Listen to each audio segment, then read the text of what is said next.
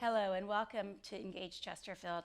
We're here today with Whitney Kern from Chesterfield Mental Health Support Services to discuss some things that you can do at home to help your young child manage behavior and kind of cope with the current situation. Thank you so much for joining us today. Thank you for having me. So when we're looking at parenting young children, tons of things that you need to know anyway, but anything specific to parenting a young child kind of in light of COVID-19 and this new normal that maybe parents would find helpful? Well, I think there are a lot of things that have been talked about online and in the news. I would say for myself, the two things that I feel are most important, one is being able to answer their questions in an age-appropriate way. Some young children won't ask any questions. It almost might feel like there's not a lot different going on if they're very, very young.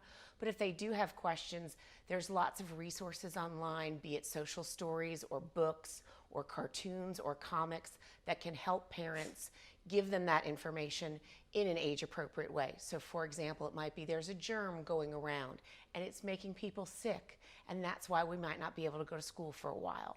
I think the other important thing, and everyone's really talking about this, is having young children keep as much of a routine and a schedule as possible. Young children thrive on routines and schedules for the security and consistency. They know what's going to happen next.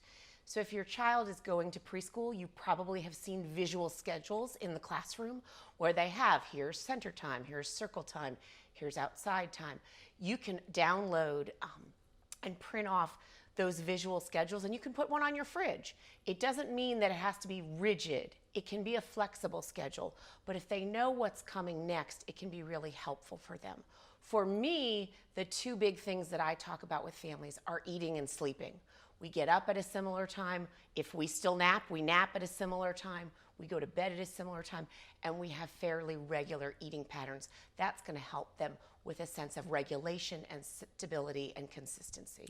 And that kind of really ties into the next question, which is a lot of times when children don't have that sense of that regulation, and they're sensing from you, because I think that they feed off of parents. I knew my kids, still kind of look at me sometimes and take cues, kind of like, oh, mom is stressed. Okay, then, Yes.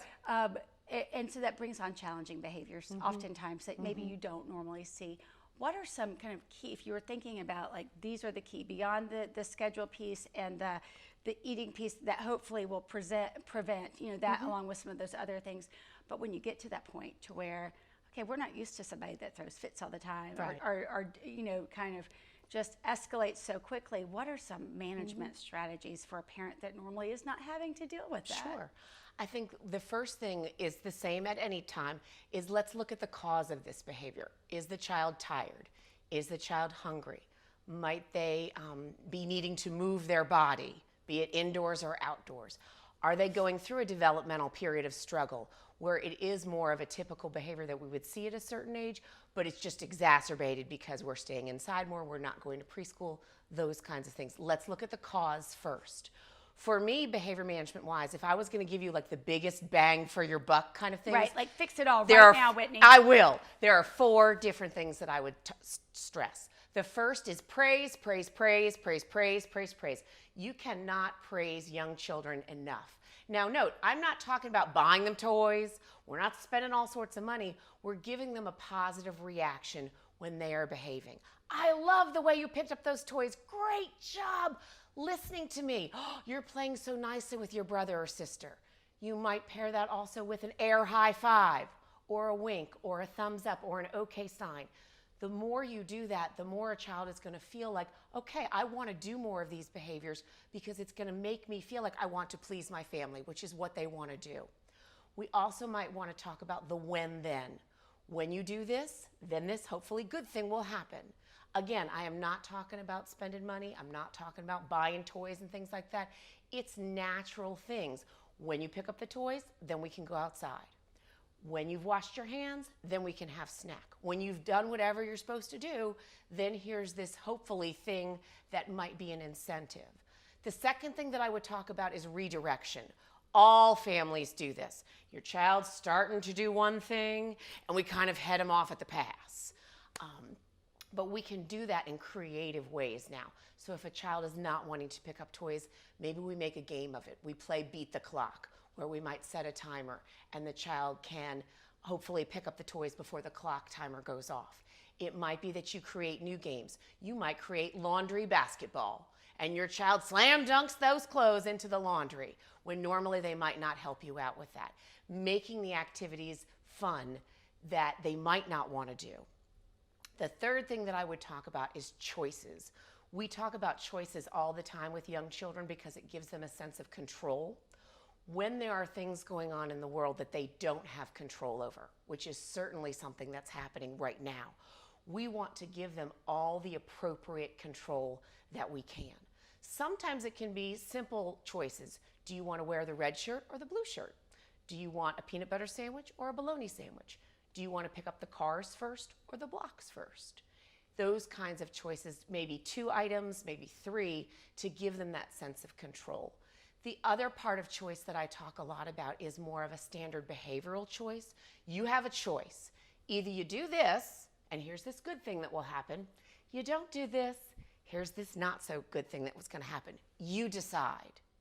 Because we're letting that child feel that control. So it could be either you pick up the toys, and then we get to go outside. If you don't pick up the toys, I'll pick them up, and maybe we don't get to play with them for the rest of the afternoon. You decide what's going to happen here. It's giving them a sense of control over a situation that they might not have as much control over. The fourth one that I talk about is what I call positive commands. Commands are simple. I am not going to ask a young child a question that is not a question. So it's not going to be, would you pick up the toys for me now, please, sweetie? Or it's time to pick up the toys now, please, okay? Now you notice I said that nicely, but there are many children who are going to look you straight in the eye and go, no, because you've asked a question. If it's not a question, we don't need to ask it. We can give a polite, firm command. It's time to pick up the toys now, please. We're going to go inside and get ready for lunch. The positive piece comes from the idea that we want to tell children what to do rather than what not to do. Sometimes there's a temptation to say words like, don't do this, stop doing this, you can't do this, no. That usually, in most young children, evokes a power struggle. I don't like it when you say that. It makes their brain go to a mad place or a defiant place or a non-compliant place. So we want to switch that out. So don't run in the house becomes walk. Please don't hit your sister. Notice I said that nicely, but for some children, they're going to respond better to, you need to keep your hands and feet to yourself. Stop screaming in the house can become, we need to use an inside voice. Even sometimes when children are asking questions and the answer is going to be no, we might say it a little differently. Mommy, can I have a cookie? You may have a cookie after dinner. I'm not giving in. I'm not saying you can do whatever you want to do, but I'm staying away from those negative words so I don't trigger that non-compliant response that certainly we all don't want. So for me, out of all the behavior management strategies that I talk about with families every day, those are kind of the big 4. Lots and lots of praise and positive attention. Redirect them in creative ways. Give them choices when appropriate. And use positive commands when we're giving them instructions. Where were you when my children were 5? Oh my gosh, or 7 or 13. Mm-hmm. So, talking about the challenging behaviors is one thing, but for the child that maybe feels everything and manifest in, really taking this and having managing these really strong feelings. Absolutely. What are your tips for that? Because I'm certain that, as an adult going through this, I've had some strong feelings that have kind of come out of nowhere. Like, I'm watching this commercial, why am I crying? And kids are no different. Sure. What would you offer for that? Well, I think there needs to be a balance. Sometimes when children are having very strong feelings or we're having strong feelings about a situation like this, there's the temptation to relax the rules a little bit, to say, well, just this once we'll do that. We want to keep our expectations, our rules, our discipline strategies consistent. But children are going to have strong feelings. What I tell families every day is feelings are okay. You can have any feeling you want under the sun. What you do with that feeling may or may not be okay. So, Amy, I could be mad at you right now. I cannot kick you in the leg. That is inappropriate. That's the idea. I guarantee you, every family out there has talked with their very young children about what you can't do when you're having a strong feeling, especially mad, which is the big one that I talk about, because usually that's the kind of feeling that a child might have an expression that might get them into a little bit of trouble. But the idea there is, okay, you can be mad. First of all, let's use a word. That feeling that is inside of you has a word that goes with it. I'm mad. I'm angry. We can do that by reading books about feelings. When you're reading children's books to your child, every child's book that has ever been written has some kind of feeling in there. Talk about it with them so that they know that. We do a lot of feeling charades where I can show you my mad face. And the child can say, wow, you're mad. How did you know I was feeling mad? Because your face looked mad. Your mouth is squished up. Your eyes are squished up. That's the first part. The second part is coming up as a family with the answer to this question. What can you do in this household when you feel mad? Now, there are certainly lots of ideas about what that might look like, but every family is going to be different. Can I squeeze a stress ball? Can I rip up some old paper? Can I happen to be on the loud side, so I like musical instruments. Can I shake a maraca or different musical instruments? Can I do what the school system does in all of the all the classrooms really, but definitely in all of the pre-K classes? It's, can I smell the flower? Can I blow out the candle? Which is how to take a deep breath. Families need to decide for themselves, what can their children do? So that when they're starting to go, they're starting a tantrum. Wow, I see you're getting upset. Let's get that mad feeling out of you. And it's a really fun activity for families to do together to create a mad chart, which is just on a normal sheet of paper. It's a picture and word list of all the things in this family it's okay to do when you get mad. And every family's list is going to look different. I love that whole smelling the flower, blowing out the candle, and I'm going to take that with me today because I think I may use it. We can all smell the flowers and blow out the candle sometimes. So I'm navigating this with my kids, and you know, certainly there are some this is unknown, and so we're seeing some different behaviors. But I just get to the place to where this is it. Just the feel of this is not. Something that I think is a reasonable response, or I, as that parent or caregiver, I'm a little bit shaky on, like, gosh, this isn't sitting right with me. I'm still thinking about this behavior or this thing that I'm seeing when I wake up in the morning, and it's not getting any better. Right. Where can I go? I mean, are there resources available kind of in this time of distancing or shut down? Like, what can I do? Absolutely. Well, first of all, our department, Chesterfield Mental Health Support Services, Prevention Services, has a great Facebook page. So if families are on Facebook, I would encourage them to like that because we're constantly posting information on there that can be helpful. There certainly are great websites that are out there that are very research-based. The Gazelle Institute has a great website on child development. There's lots of different resources from the CDC, from the World Health Organization about how to help young children with what's going on in the world.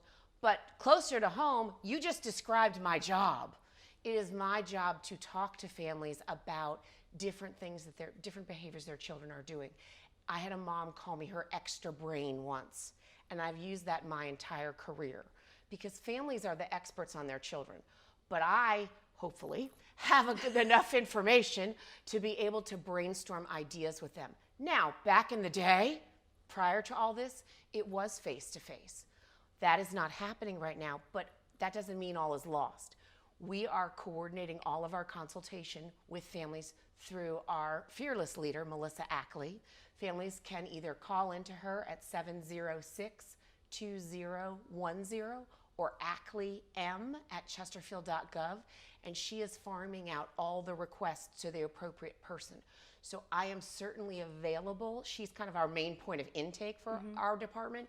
I am certainly available to talk by phone. Certainly, it could be through email. It's not going to be face-to-face, but there's plenty of support out there through Chesterfield Mental Health Support Services for families. If they just have a simple question, if they're going, I don't know what to do with this, I'm not used to having this child around me, the behaviors are going, are they out of control? What can we do? We can also look at referral to other community resources should that be necessary. Oh my gosh, thank you so much. And thanks for sharing that. And thanks for continuing to serve our families and community through this crazy time. I enjoy being an extra brain, and I'm happy to help out anybody who might want one. Wonderful. And I'm sure that there are probably some caregivers out there right now thinking about where they can find one. So thanks for coming in. Absolutely. Thank you for having me. And thank you for joining us today on Engage Chesterfield.